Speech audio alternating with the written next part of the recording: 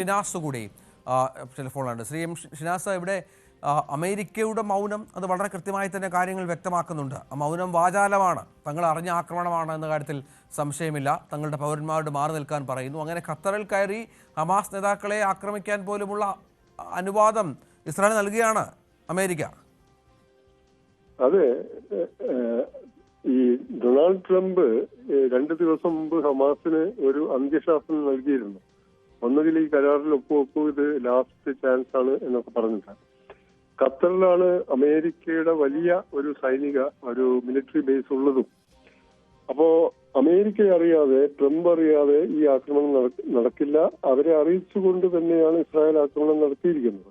Qatar എന്ന പരമാധികാര രാഷ്ട്രത്തിന് നേരെ, അതിന്റെ പരമാധികാരത്തിനും അതിന്റെ സുരക്ഷയ്ക്കും നേരെയുള്ള ഒരു വലിയ കടന്നാക്രമണമാണ് ഇപ്പോൾ നടന്നിരിക്കുന്നത്. അത് ഹമാസിന്റെ പൊളിറ്റിക്കൽ ബ്യൂറോയുടെ കെട്ടിടത്തിലാണെങ്കിലും നടത്തിയിരിക്കുന്നത് air to surface missile attack ആണെന്നാണ് ചില വാർത്താ മാധ്യമങ്ങൾ റിപ്പോർട്ട് ചെയ്യുന്നത്. അപ്പോൾ അങ്ങനെയാണെങ്കിൽ ജോർദാനും സൗദി അറേബ്യയുടെയും വ്യോമ മേഖലകൾ കടന്നിട്ടല്ലാതെ ആ രീതിയിൽ ഖത്തറിലൊരു ആക്രമണം നടത്താൻ പറ്റില്ല. ഇത് എല്ലാ അന്താരാഷ്ട്ര നിയമങ്ങളെയും അന്താരാഷ്ട്ര മര്യാദകളെയും മാനദണ്ഡങ്ങളെയും നഗ്നമായി അഗണ്യകോടിയിൽ തള്ളിയുള്ള ഒരു ആക്രമണം എന്ന് പറയാൻ പറ്റില്ല. വാസ്തവത്തിൽ ഒരു സ്വതന്ത്ര പരമാധികാര രാജ്യത്തിനകത്ത് നടത്തിയ ഒരു ഭീകരാക്രമണമാണ് വാസ്തവത്തിൽ ഇത്. ഇങ്ങനെ കാര്യങ്ങൾ തുടർന്നു പോവുകയാണെങ്കിൽ ഹമാസ് എന്ന സംഘടനയുടെ പൊളിറ്റിക്കൽ ബ്യൂറോ ഓഫീസ് അവിടെയുണ്ട്. ഖത്തറാണ് ചർച്ചകൾക്ക് മധ്യസ്ഥം വഹിക്കുന്നത്. ഈ ചർച്ചകൾ നടക്കാനിരിക്കെ അവിടെ നെഗോഷിയേറ്റേഴ്സ് ഹമാസിന്റെ എത്തിയിട്ടുണ്ട്. ആ പൊളിറ്റിക്കൽ ബ്യൂറോ ഓഫീസിലായിരിക്കും താമസിക്കുക. കൃത്യമായ വിവരങ്ങളുടെ അടിസ്ഥാനത്തിൽ അമേരിക്കയുടെ പൂർണ്ണമായ അറിവോടെയും സമ്മതത്തോടെയും നടന്ന ഒരു ആക്രമണമാണ് ഇത്.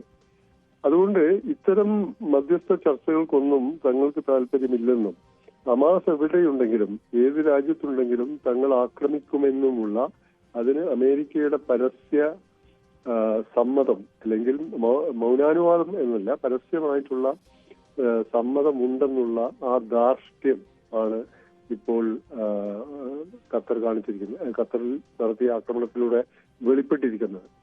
ഇറാനിൽ ഇതിനു മുമ്പ് ആക്രമണം നടത്തി. ഇപ്പോൾ ഖത്തറിന് നേരെയാണ് ആക്രമണം. ഖത്തർ എന്നാൽ വളരെ ചെറിയൊരു രാജ്യമാണ്. അവിടെ ഏറ്റവും പ്രധാനപ്പെട്ട ഒരു അമേരിക്കൻ സൈനിക ആസ്ഥാനം പോലുമുണ്ട്. അപ്പോൾ അമേരിക്ക അറിയാതെ ഇത് ഒരിക്കലും നടക്കില്ല. അപ്പൊ അമേരിക്ക അറിഞ്ഞിട്ടുണ്ട്.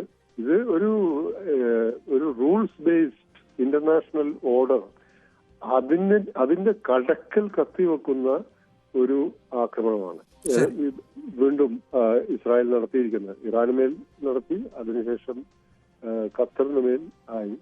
അപ്പോൾ ഇത് ഗൾഫ് രാജ്യങ്ങളെ അസ്വസ്ഥത വലിയ തോതിൽ ആശങ്കപ്പെടുത്തേണ്ട ഒരു ആക്രമണം കൂടിയാണ്. കാരണം UAE-യും ബഹ്റൈനും ഒക്കെ ഇസ്രായേലുമായിട്ടുള്ള ബന്ധം നോർമലൈസ് ചെയ്തിട്ടുണ്ട് എബ്രഹാം ഉടമ്പടിയിലൂടെ 2020-21 കാലഘട്ടത്തിൽ. സൗദി അറേബ്യയും നോർമലൈസ് ചെയ്യാൻ ഇരിക്കെയാണ് 2023 ഒക്ടോബർ 7-ന് ഹമാസ് ഇസ്രായേലിനകത്ത് ആക്രമണം നടത്തി 1200 പേരെ വധിച്ചതും 280ഓളം പേരെ ബന്ദികളാക്കിയതും. അപ്പോൾ ഗൾഫ് രാജ്യങ്ങൾ ഒരു ചെകുത്താനും കടലിലും എടുക്കാറ് ഇസ്രായേലുമായിട്ടുള്ള ബന്ധങ്ങൾ നോർമലൈസ് ചെയ്തു ചില രാജ്യങ്ങൾ.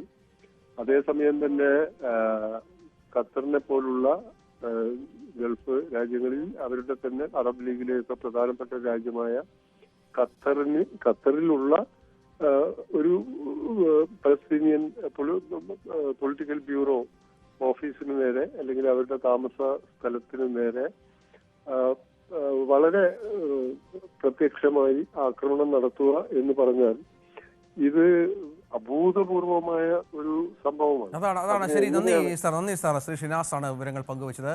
നമ്മുടെ കാര്യങ്ങൾ വ്യക്തമാക്കിയത്. Shri PJ Vincent